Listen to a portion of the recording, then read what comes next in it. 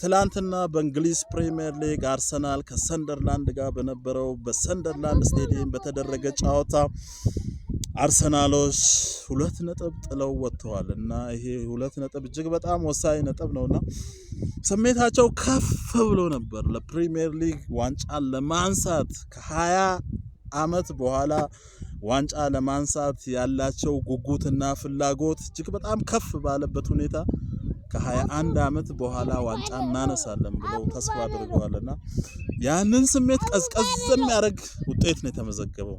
ሰንደርላንዶች ቀድመው ጎል አስቆጠሩ።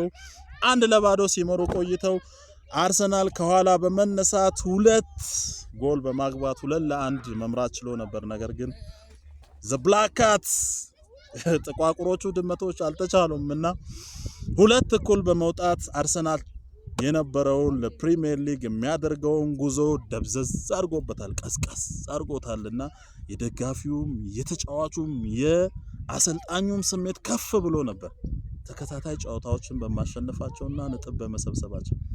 ያ ስሜታቸውን ቀዝቀዝ ደብዘዝ ያደረገበት ምሽት ነውና ከዛ ውጪ ማንቸስተር ዩናይትዶች ትላንትና በቶትናም ሜዳ ዋይት ሃርት ሌን ላይ ከቶትናም ጋር 2-2 ወጥቷልና ይሄ ቆንጆ ውጤት ነው ለሬድ ዴቪልሶች፣ ለቀያዩ ሰይጣኖች ይሄ ቆንጆ ነጥብ ቆንጆ ውጤት ነውና የዚህ ሳምንት ፕሪሚየር ሊግ ይሄን ይመስላል። ቀጣይ ሳምንት አርሰናሎች ምን ሊገጥማቸው ይችላል የሚለውንም በቀጣይ ሳምንት እስክንገናኝ ቻው።